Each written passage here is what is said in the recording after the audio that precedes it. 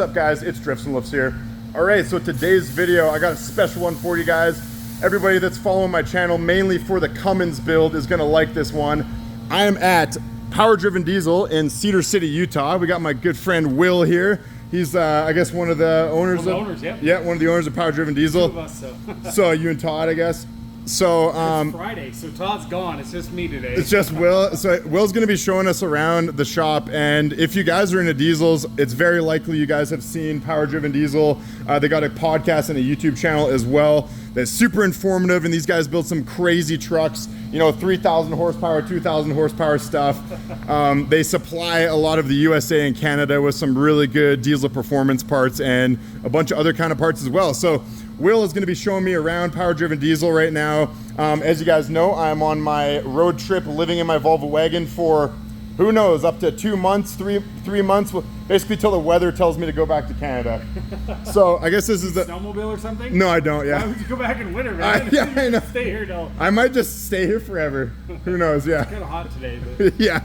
So this is the machine shop of. Yeah, so this is our machine shop. So in here we make, you know, bill of parts on the Haas. This is the first machine we bought years ago. Cool. It's Friday, so it's not making any parts because it's afternoon. It looks like they were machining compressor covers last. I see some compressor covers. This looks like a 400. It's like an S400 something. 480 or 476. Yep.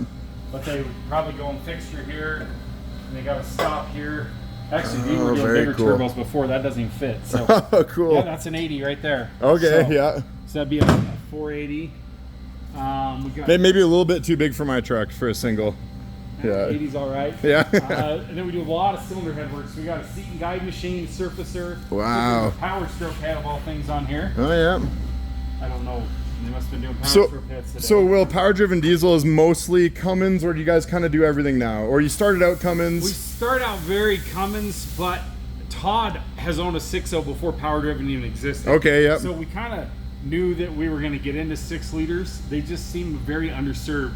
So we put a little more focus into their heads, giving them ported heads. Cool, okay. In fact, this one's been ported. You can kind of see some of the shiny in the ports here. Yep, definitely, okay. So you see where, like, so the raw castings there, and you can see the... Yep. And then up on the top, you can see these ramps we've cut in to help it swirl. Oh, nice. Through the intake and stuff. There's a lot that goes into like porting heads to really get that flow, you know, the best CFM you can, I guess. And so basically what I do is I design a port, have a flow bench over in the race shop. When I get done, it comes back on this machine. This machine digitizes it, copies it, and then we can reproduce it in mass. Wow, okay. This thing's normally running all week. It looks, because Friday they just finished, but it's like we were doing see, this is a ported 24 valve head right here. Sweet. So you cut the fire rings and stuff in it, but see all these like. Yep. Okay. Like there, it just so air can flow out of there a little bit better, I guess. You can see on the exhaust, that's all shiny in there. Oh yes. Okay. So that's it. So that machine does that. So Will, you were saying, we were talking just a little bit ago, and you said like porting a 12 valve head, you can get how much more CFM out of it? So stock, they're about 140. My best 12 valve heads are around 240. Wow. So okay. We pick up 100 CFM. So if I had a 500 horsepower truck, like how much could I see from just doing a ported head if my turbo was big enough to? So if your turbo was pretty big, you could be almost 200 horsepower gain. Not on 500, I'd see be more like 100 there. Sure, yeah, percentage based, yeah. What we found is when you have really big turbos and a stock head, you can't fully get the turbo spooled. It just doesn't load it right. And so getting the head flow, it makes your engine act bigger than it is. Yeah.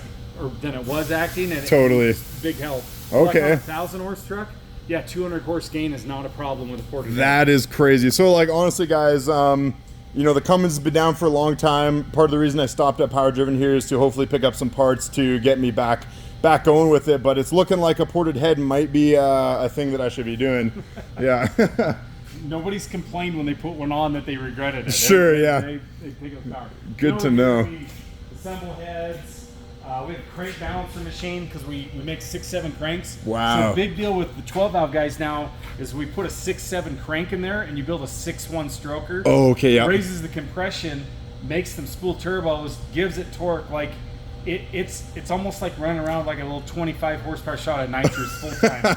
Truck runs, so everyone I've talking with stroker kit, I love it. So really, we started, you know, I had to balance the crank, so that's a big deal. A lot of guys are buying these stroker kits now. So what? So you think would a 6.1 stroker be better than a 6.7, or is it more for a certain application? A 6.7 is better because there's more, you know, just more bigger. Cubes is better. Yeah. But you can't run a 12 valve head on a 6.7 block. Okay, I see. Coolant passages don't line up. Sure, yeah.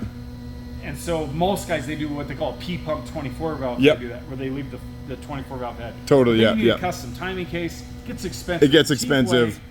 way is throw a 6.7 crank in there, deck the pistons 80 thousandths, and Totally. Okay. so we got a crank balancer, and then over here, this is our machine blocks. This is the machining center. I was machining stuff on here last night, and luckily the guys cleaned up today. Man, this is really cool. Surface, and then this is the bad boy of hones on the market right now. Uses these diamond stones. Damn. Long story short, we're finding horsepower in the hone even. There's extra power just in how you hone the block. No way. Crazy. So yeah, this is incredible, man. Very cool to see all this stuff in person. Machines, you always need a lathe and a little lathe. lathe. Sweet. Come over here into some of our manufacturing if you want to see that real quick. Yeah. Yeah, it's funny. Well, I putting my truck together, doing the governor springs, doing the valve springs, doing everything. I just watch your guys' videos, and I did it all in my driveway. Yeah, I mean, that's the whole point. Yeah, definitely. So in here, kind of a little landing spot here. Here's kind of like our little fuel alley. So we build 12 valve injectors here. Pop tester, little mist machine pulls the smell away. Got a kitting area to make like transmission line kits, so a guy can work here and make, because a lot of guys blow up their transmission lines. Yep. And their transmissions. We built 6-liter power stroke injectors. This is our power stroke test stand. Wow. A little bit, you know, they're a little more involved than a 12 valve. A little more expensive too, I take it. Stuff, and we got that. Little laser engraver here, so you gotta engrave stuff. Oh, cool. Okay. Pocket knife or part. Very cool. P-pump test stand. So this is what you put a P-pump on to spin it. We're building pumps. Looks like we got some P-pump cores sitting over there. P-pump cores. We used to have all our turbos here. We just moved them into another building. Oh yeah. So this is our paint area here. Very cool. And we use real automotive paint on this, like legit producer, hardener, like everybody else, rattle cans are crap. Sweet, okay, We're a real painter that actually paints stuff. It was built to last. The paint's not going to chip off after a couple of years. Wow, that's cool, man. Flake in these paint. Name this flake? Yeah. Look close to the paint on these puppies. Oh, damn, look at that, guys.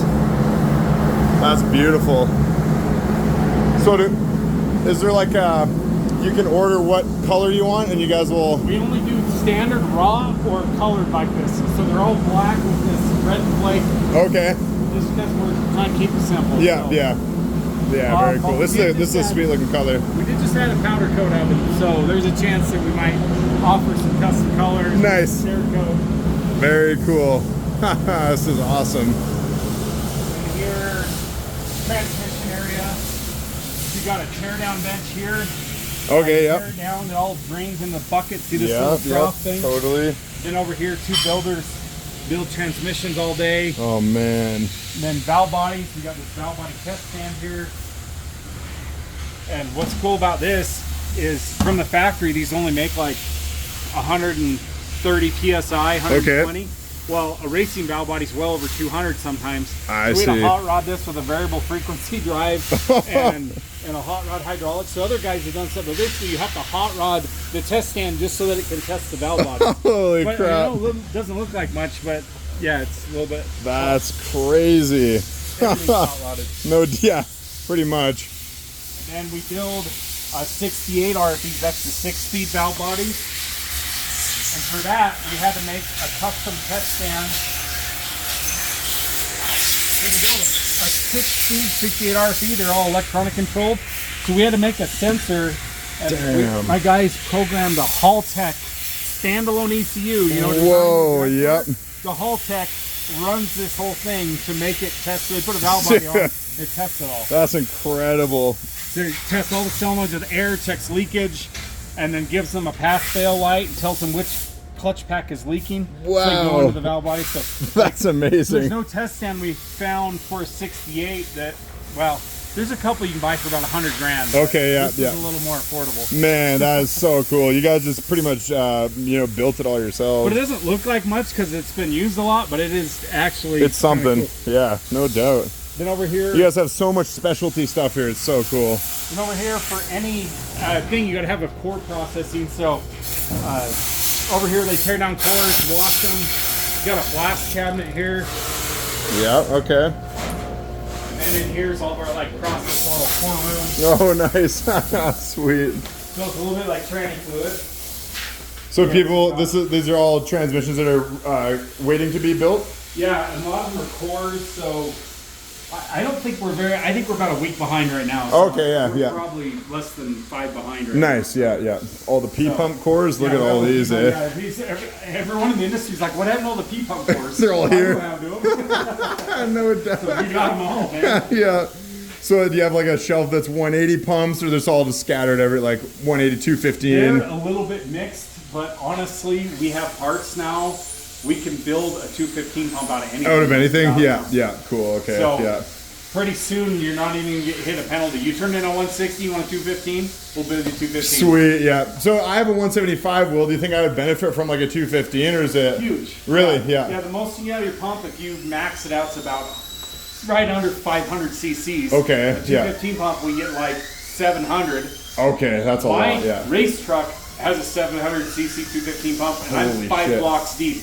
I'm splitting blocks. Okay, yeah. Like, fuel only, I'm mid 1400 horse. Jesus. Nitrous, man. Yeah, up there 1700. So 700 cc is just good for about 1500 horse then. Yeah. So if I have if five. you have the right good turbos. All the. You have junk turbo. Back when I had small turbos, I could only make 1,000 with that much. Sure. turbo. Yeah. Totally. So you put good turbos on there. Yeah. So my 175 pump will do my 700 goal probably though. Yeah. You get there. I had a 160, was basically the same pump. Fuel pressure. Junker, yeah, and we got it to like 700 and about 750s. Okay, cool. But hey. I would be happy with that. Yeah.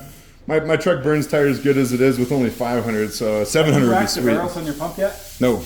Yeah, so you just loosen these nuts and twist all the barrels. Oh.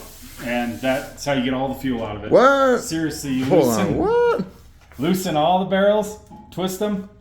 That's how you calibrate them on the testing. These have no way. These are how they like slotted. Yeah, okay. So and you rotate them all the one way. No way. Okay. I didn't do that. So that's what I did on my junker at home when I got it to 700. So I would have had to take this off to do my delivery valves, wouldn't I have? All you had to do is screw this off for the delivery valve. The barrel stays stationary. The barrel stays stationary. These 14 millimeter nuts. Oh. And you can, a lot of guys use a punch, but you can just, they're very easy to max out. Okay. You turn them all the other way, and it'll turn it down so low it'll barely run. And you turn it all the way up. No way. So I'm rotating it this way to get more power out of it. Something like that. Yeah, one way. Yeah. Because the inside there's a rack right here. Here's the rack right here. Okay. So this rod moves and it pushes the fuel. So when this goes forward, it turns that. So inside there's a little plunger on each one of these, and so when it turns, that little rod comes by. It turns the barrel this way. So if you turn, it turns the plunger this way. So if you turn the barrel opposite, it's like giving it throttle. So you turn all of these. And that's if I turn, you have to readjust your idle and stuff like that, or you kind of gotta. You have to drop the idle a little bit if you do that. Yeah. But that's easy. Here's the idle screw right here. Everybody wonders how you turn the idle down. So just by turning those, I can probably get another like 100 horsepower worth of fuel, maybe. That, and then you need a rack plug in the front. I got the upgraded rack plug in mine. Yeah. It can run, but you put a rack plug in there and turn the barrels, and then as long as the plate is moved out of the way. And the AFC has the mods or an AFC foot, so it can go so that it's not limiting an AFC. I did all the stuff in your... And you put big delivery valves in there, your pump will flow 500. You can get as much fuel at home as I can with a stand. The difference is I can balance it and calibrate. Make it all perfect cylinder to cylinder and stuff, right? Where you, if it's a drift truck, do you care if it's got a little lope and idle? No, you probably think it's a bonus. Sounds cool. Yeah, totally. That's really what happens. It's going to lope a little at idle. Sure, if you rack the barrels. In fact, not necessarily. Some trucks are smoother when you rack them. Really? It just depends on how... It's funny how all these are a little different. Like every P-pump truck and VE pump truck runs a little different, even if it was like the exact same spec, you know? Yeah, it's like the machining is just slight, you know, everything's not quite exact. But very cool, man. This is so cool. Well, if I didn't come and check out Power Driven Diesel, guys, I wouldn't have found out about this barrel thing with racking the barrels, and I wouldn't be able to get to my 700 wheel horsepower goal. So there you go. Thank you, Will. The 12 valve's been parked here. A single. I have no idea what all a single pegger. Oh, we got one wheel peel. Looks like somebody did something. Here's a Nitto 420. Oh, yeah. You can actually tell what kind of tire it is.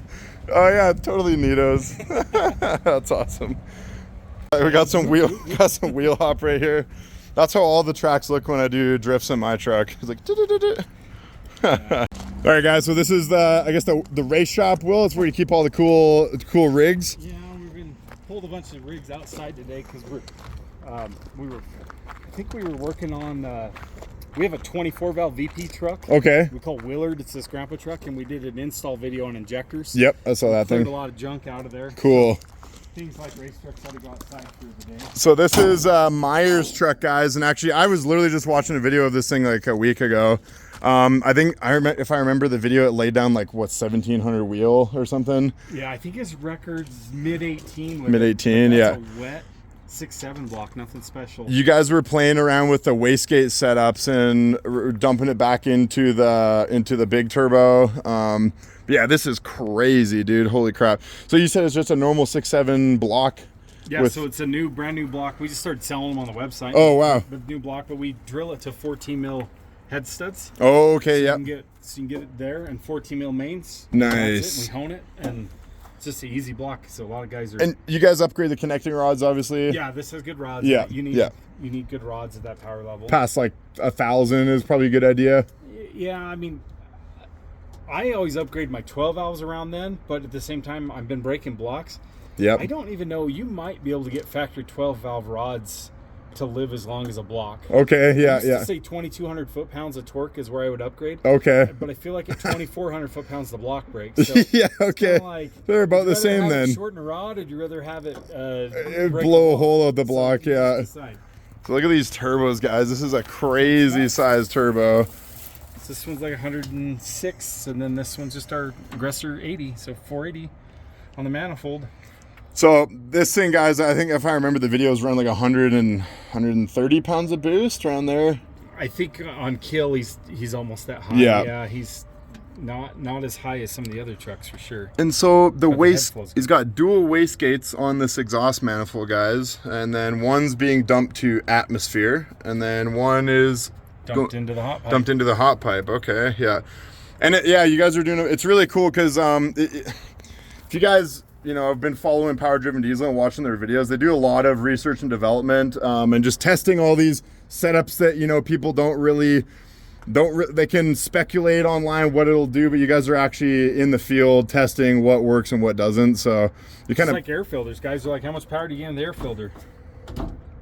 Well, if you have a really plugged up air filter, you can cost a lot of power, but if the filter flows fine, this little filter doesn't really hurt the power. And like that's a 1,700 horsepower truck, yeah. It's funny actually. It might be 5 horsepower in this truck with the filter or not. Really? Hey, yeah. So it's not even, definitely not worth running an open turbo. I had Edelbrock, it was rated for 400 horsepower on my 12 valve. And I did the dyno tuning session, and I came back and popped the hood, and it was like crumpled. It was all crumpled? Yeah, yeah. So I think at that point I was sucking some power out of it. But I couldn't only imagine what would this thing run in a quarter mile? It's like 9s. It would be kind of the goal. Yeah, like low 9s. Yeah. He races 8th mile, so 590 index. Okay, yeah. I see one in Montana the other week. So dude, his best pass is a 591. Letting off, I think it runs about 5. I think it'd run about 580s. He's lightened it up a bunch. This thing is crazy. Oh yeah, it's all stripped out. Yeah. Yeah, he's down to like 5,000 pounds, so he's taking a bunch of weight out of it. These are trans coolers right here. Yeah, there's tranny coolers. Dude, this thing is These batteries are wild. sweet. You want a lightweight battery? Oh yeah. They work great, and they're not that expensive. I mean, if you can save 10 pounds, it's definitely worth it. Oh, lovely. Okay, so this is Will's. They call it the Junker. If you guys have watched their channel, you've obviously seen this truck, but it's a 5.9 P pump truck. It's a 98 95 12 valve, yeah, 5.9P pump. It's the exact same truck as mine, realistically. Or anything special. This, you want to talk about budget build? Budget built, like 1,500 horsepower Cummins. Guys, look at this thing. This is right at 990 now. Okay. Yeah, so 1,000. Oh man, that's so cool. So look at the head studs. Those are 14 mil socket cap. Holy shit, yeah. There's factory rods in it. Dude. Factory pistons. Wow. It's got one of our cheap 3-piece manifolds that you can buy. Yep, and that's just a T3 manifold, eh? T3. Yeah, so this is only a 60. This is one of our little 6267s. So it's a HE351 Oh, it's a HE351 base. Yeah, it is too. And this is one of our Aggressor 480s. So you can buy this for $1,000. And, dude. Well, right now they're on sale for about $1,000. They're about $1,200, and you can buy one of these for about $1,200.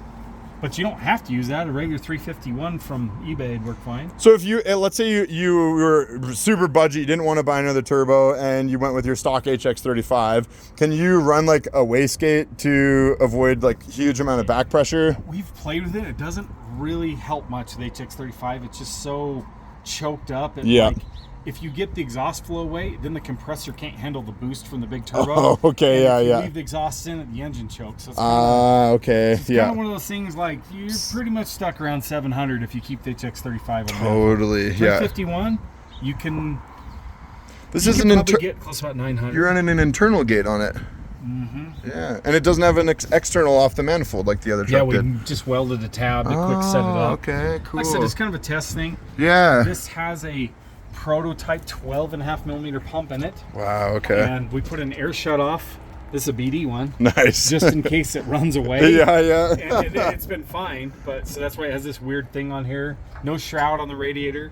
But this thing runs 1050 quarter mile as it sits right now. That's so runs cool. A 670 index. It'll run about a 666 if you hit it really hard at the drag strip. Crazy. Is it a stock intercooler? Stock in.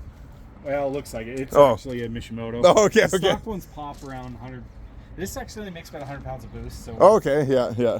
The stock intercoolers pop around 100 pounds of boost, eh?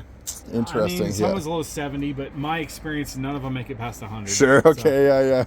Yeah. Oh man, it's so cool to me how stock 12 valve rods handle that much power. It's pretty wild. I mean, there's no head studs or any. Everybody else you can't do. There's no head studs in that. So this is head bolts. Those are head bolts. Head but bolts, we drilled it to 14 millimeters, super beefy. To see instead of 12 mil, but we have machined, so it's free essentially. Yeah, totally. Yeah, because if you wanted to do this on your own truck, like if you're just like me or whatever, you'd have to pull the whole thing apart. Yeah. Well, we sell 12 millimeter ones that guys can run regular, but once you get about 500, that's what I was thinking. Yeah. Kind of iffy. So.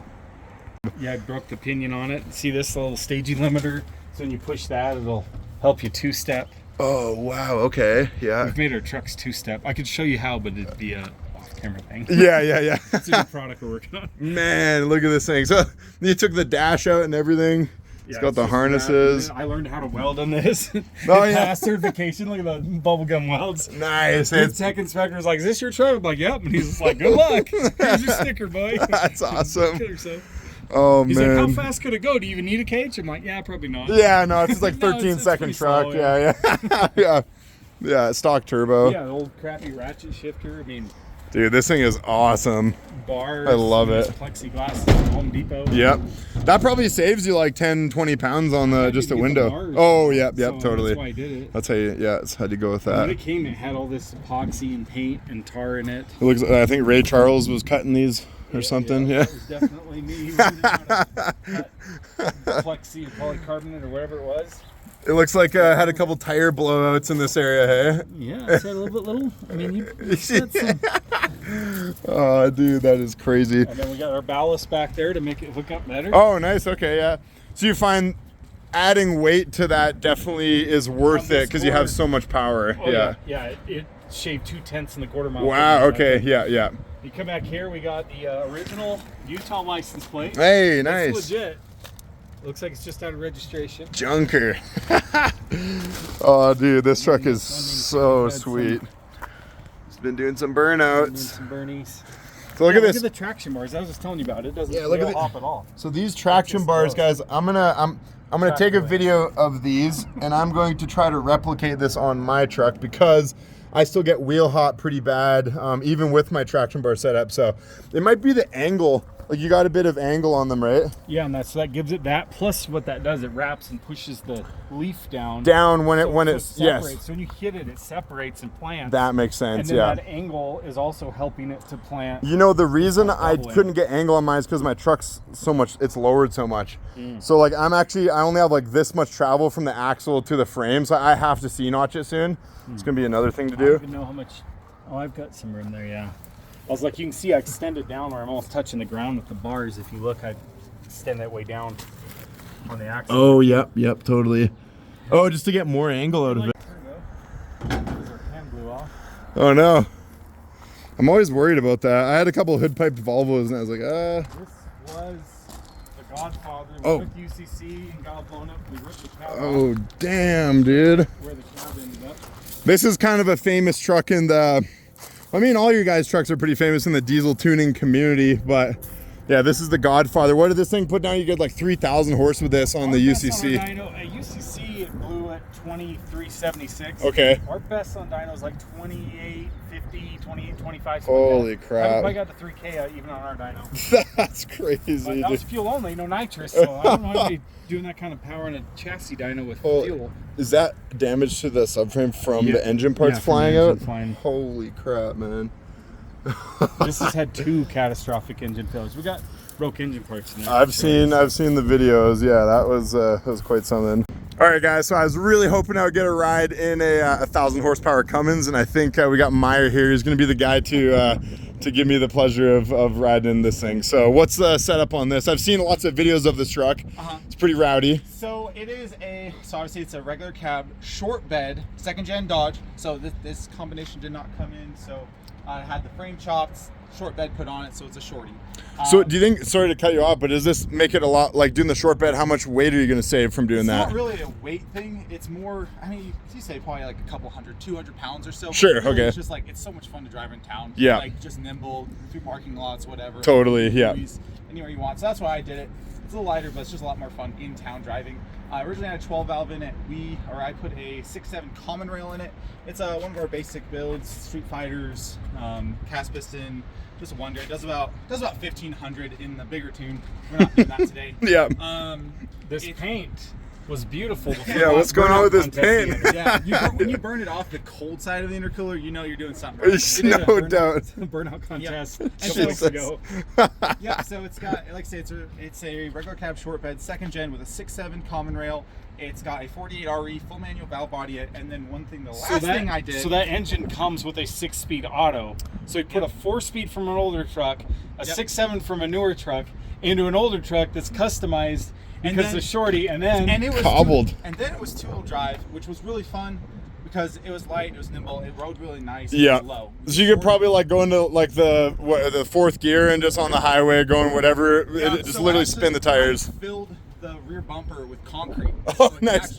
Get a little bit of traction, yeah. So it was fun, but you gotta get tired of 2-wheel drive. So I wanted to keep it low, but I wanted 4-wheel drive. So what I ended up doing is I put it on a Duramax chassis. Oh wow! And so now it's IFS 4-wheel drive, but it's still like super low. That's crazy. And so yeah, this thing looks so cool. It needs doors, it needs paint. It's got the 4x4 sport bumper on the front. Yep. It's a good look, yeah.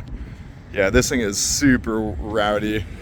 It's funny, from Canada, nobody runs dash mats, but everybody in California and like in this area runs dash mats because all the dashes are completely destroyed, yeah. And then, I guess the turbo setup, it's a 467, so a 67 millimeter with a GT55, one of our 98 millimeters. So that 98 you just saw, you're gonna experience it firsthand. Okay, sounds good. I'm very excited. All right, let's get it, guys. So Meyer is actually his truck is the white 2nd gen in the back. That's your truck as well. Yep. And that one's just a little step up from this, a little more gnarly. Yep, solid front axle. It's got to just try to make it light so I can actually race with it. Like that one ran a 590. I haven't really ran this one out, but it should do like a high 6, mid 6 probably. So a quarter mile, that's really like a low 10, high 9 kind of thing. I think it would do 9. Yeah, that's crazy, dude. Oh man, very, very cool. All right, guys, well, I'm super excited to go for a rip in this thing.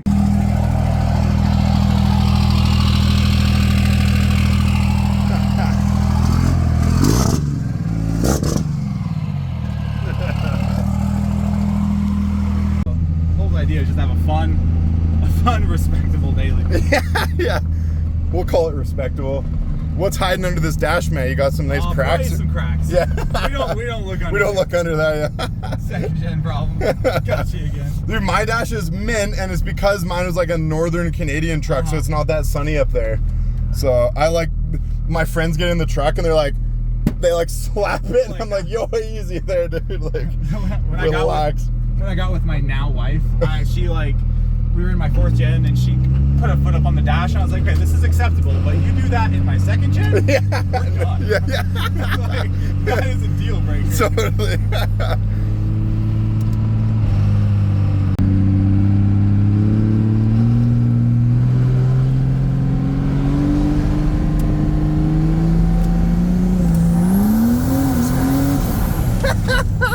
Jesus Christ. Oh, fuck, dude. This thing's an animal. Just a little taste there. That was 2-wheel drive, obviously. Yeah. All right, guys, here we go.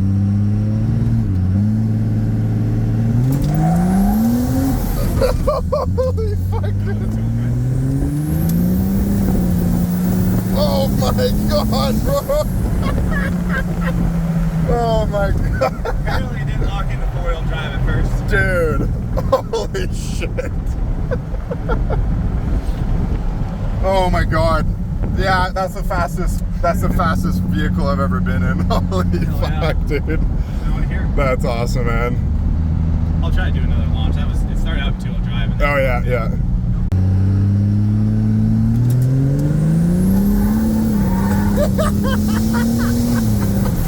Jesus Christ, dude.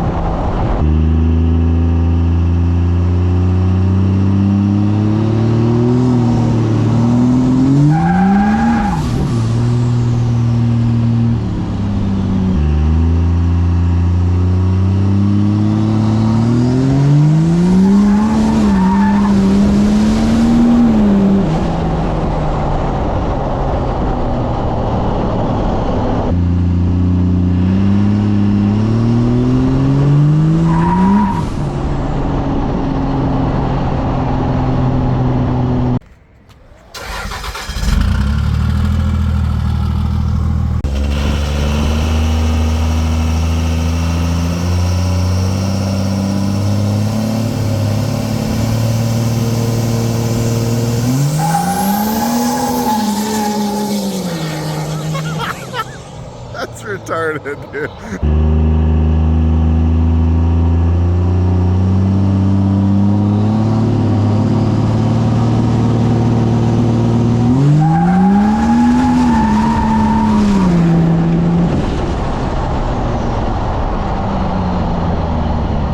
Are 112 by 102.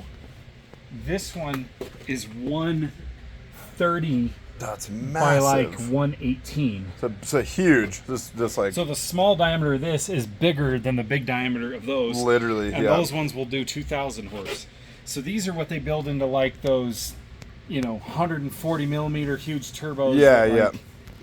So what would this come factory on? Like more than a semi truck, right? So yeah, so it's a so a semi truck's like 15 liter. These Yeah. come on like 19 liter, like mine hauling equipment and stuff. Yeah, totally. There's some gen sets. There's some locomotive engines that'll have a pair of them on there. Okay, yeah. But we ran crazy. this in compounds on one of my 12 valves to see. So that turbo weighs like what, like 200 pounds or something? They're about like 75. Oh, okay, not But too bad. it was kind of underwhelming. I think it only made just over 1,000 horsepower fuel only. This Oh, with- okay, yeah. I think we compounded with something about like this. Sure, yeah. Like 467, and it just didn't do what we were hoping. And they make billet wheels for these where you can upgrade them, but we're at the point where it's just like, It's not even worth trying. it's like, It's hilarious how big the compressor housing is. It's just like it's bigger than like all the other ones that you showed me in the other shop. but It that's looks the like. thing, it doesn't fit under the hood, so even Yeah. if we developed it as a product, it's like not, a lot of the stuff we do, you got to try to, I mean, you do stuff for fun too, but a lot of it's like, It's got to be okay. We're gonna eventually hope to sell it, right? like, or if you're playing, at least hopefully your efforts will do something towards exactly potentially that you could the business. Yeah, for sure. Like Yeah. it's this here. All right, guys. So I'm beyond excited right now. I just got hooked up from our guys at Power Driven Diesel here with every single part I need to get my truck back on the road, making hopefully around 700 wheel horsepower. So we got a ported head that's fire ringed, O-ringed, and we got some 5K governor springs, upgraded valve springs, and upgraded tool spring retainers, and we got a T4 manifold. So I can't thank these guys enough. I'm so excited to get my truck back on the road. It's been down for way too long. And as you guys know, I'm gonna be using the Borg Warner 64 mil on the blue wagon. And then we're gonna be using the Holset HX52 that I got on the Cummins. So stay tuned for some amazing Cummins content. It's gonna be a blast. All right, boys, so I just got caught in a flash flood in Utah. There's a big hole in my floor, and look at this shit. This is crazy. It is absolutely pissing out. Look at this shit, dude. It's like a full-on river. Holy fuck.